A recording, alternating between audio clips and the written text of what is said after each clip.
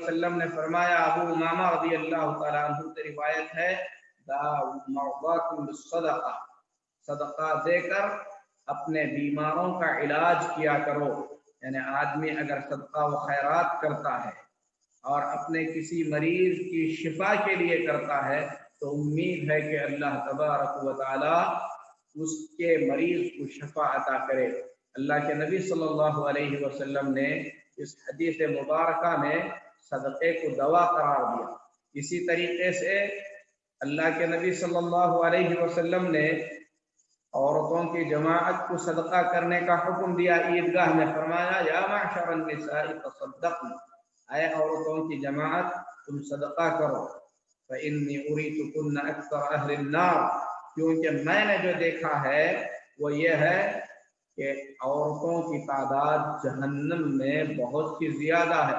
इमाम इब्न उसैमीन रहिमहुल्लाह इस हदीस को बयान करने के बाद फरमाते हैं, अल्लाह के नबी सल्लल्लाहु अलैहि वसल्लम ने औरतों को खुसूसियत के साथ सदक़े का हुक्म दिया, क्योंकि उसके बड़े फायदे हैं। एक बड़ा फायदा सदक़े का ये है कि ये बुरी मौत से बचाता है और हुस्न खातिमे का जरिया बनता है, यानी अच्छे खातिमे का, अच्छी मौत का जरिया बनता है। बिल्कुल इसी तरीके से सदका बरकतों के नाजिल होने का जरिया।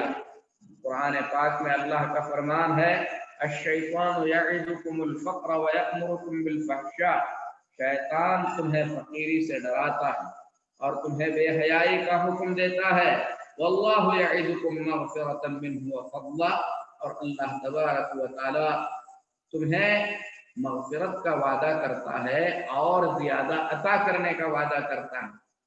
तो इब्न उसैमीन रहिमहुल्लाह फरमाते हैं, इस आयत करीमा में उन लोगों के लिए बशारत है जो लोग अपना माल अल्लाह की राह में खर्च करते हैं, और बशारत ये है कि वो जितना देंगे अल्लाह तबारक व तआला उससे ज्यादा करके उन्हें अता करे। तो सदका व खैरात जिस तरीके से इंसान अपनी जिंदगी में करता है, उसे चाहिए कि अपने जीते जी कुछ ऐसे अमाल करे, कुछ ऐसा काम करे जो मरने के बाद भी उसके लिए बराबर सदक़े के अजर को जारी रखे।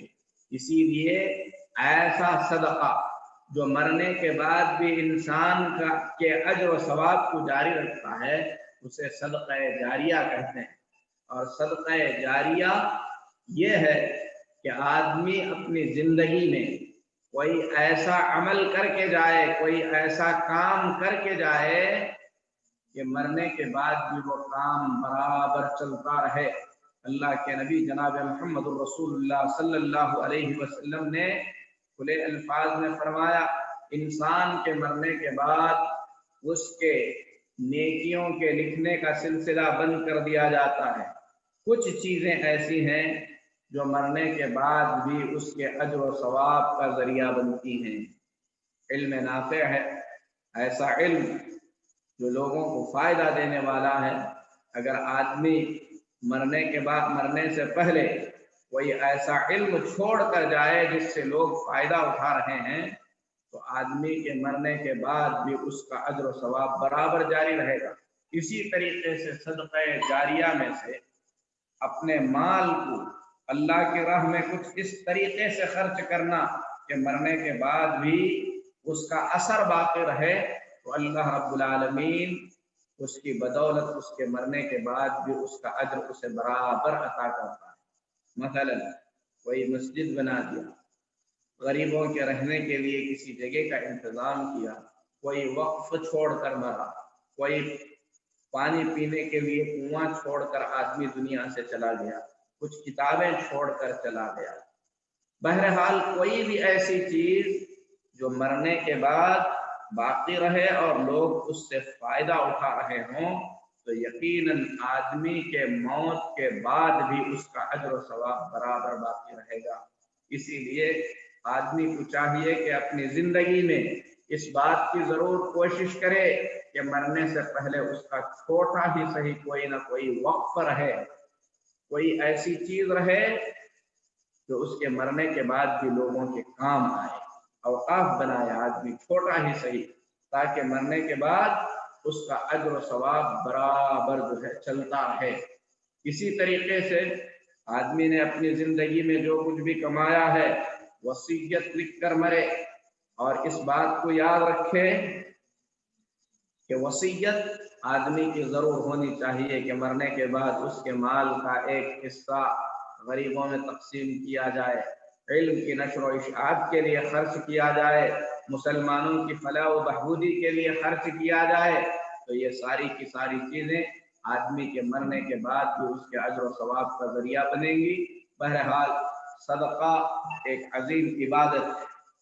کچھ صدقے ایسے ہیں جو واجب اور فرض ہیں، آدمی کو اس کے اندر کسی بھی طریقے کی کوتاہی نہیں کرنی چاہیے۔ جو نفلی صدقے ہیں ان صدقات میں آدمی کو بڑھ چڑھ کر حصہ لینا چاہیے۔ صدقہ صرف مال کی ادائیگی کا نام نہیں ہے، ہر نیکی صدقہ ہے۔ اللہ کے نبی جناب محمد رسول اللہ صلی اللہ علیہ وسلم نے صدقے کے مفہوم کو وسیع کرتے ہوئے فرمایا، تبسمک فی وجہ اخیک لک صدقہ، اپنے بھائی سے آپ ہنس کر ملے تو یہ بھی صدقہ ہے۔ اللہ رب العزت سے دعا ہے کہ اللہ تبارک و تعالی اپنے فضل و کرم سے ہم تمام کو صدقہ و خیرات کرنے کی توفیق عطا فرمائے۔ جو صدقات ہم نے اپنے زندگی میں کیے ہیں اللہ اپنے فضل و مہربانی سے ان صدقات کو قبول فرمائے، اور اللہ تبارک و تعالی ہمیں حسن خاتمہ عطا فرمائے۔ اقول قولی ھذا